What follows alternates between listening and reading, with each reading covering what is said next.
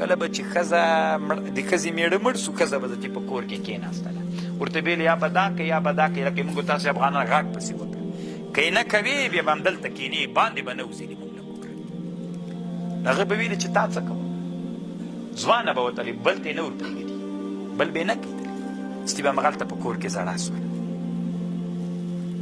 دا د چا په حق کې نازل سو دا آیات د طالبانو د منافقینو د مشرکینو د یهودیانو د کافرانو په حق کې دا نازل سوی هغوی کې دا عادت نن په من کې سته که نسته په افغانستان کې چې څومره شهیدان سوي دي ټولو ښځې ناستې دي که نه دي ناستې یعنې طالبانو ډېر د احتیاط ژوند نه ده او څه وایي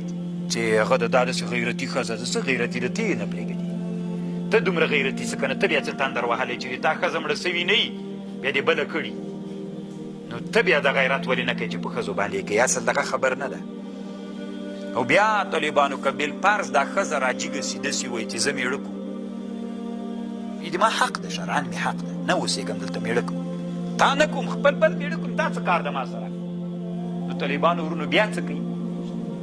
طالبانو دلته مرګ ته په دې جاهله ټولنه کې خبر بیا تاسې وایي چې پښتانه او افغانان داسې غیرتي او علمي خلک دي چا ویلي علمي خلک دي که دا نجلۍ راجیږه سي طالبانو دا یې شرعي حق ده طالبانو چې زه څه کوم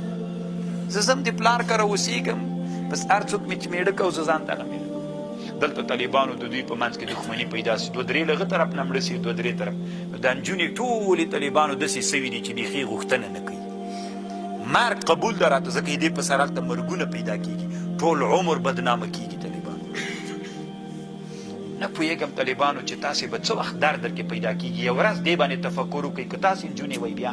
داسې یو حالت سره مخ وئ یو ورځ خو تاسې طالبانو یو ورځ خو پردي ته په محتاج ژوند کې په پنجره کې تېر کړئ چې تاسې ته معلومات وسي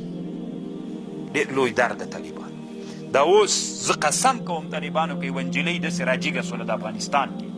او غوښتنه یې وکړه زه د هغه کره نه اوسېږم د ورونو کره نه اوسېږم زه د پلار کره اوسېږم او طالبانو دا چې راجیږه سوله قوم به هم ټول پسې راجیږ سي موږ روم بدلې پلار به یې مذهبي او که محکمې ته هم لاړه سي طالبانو زه څه فکر کوم چې والله علم را خلاصه به سي دا مسله به که را خلاصه به سي کاشکې طالبانو یو لوی انقلاب راغلی وي په دې مسله کې دغسې مسلو کې چې د ښځو په حق کې ظلم کېږي قیامت به راورسېږي دا مسلې اوس خو طالبانو لا ډېره ښه سوله فتحه چې راغله طالبانو ورونو نوي ماته یو چا زنګ وایي دلته سپي او سړی خوړلی ده په غوږ باندې نو اوس ملکانو فیصله کړې ده چې نجلۍ په هغه کې ورکړي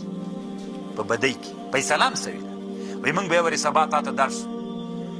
نو تا سره به نږدې نه مجلس کومیل صحیح ده راسئ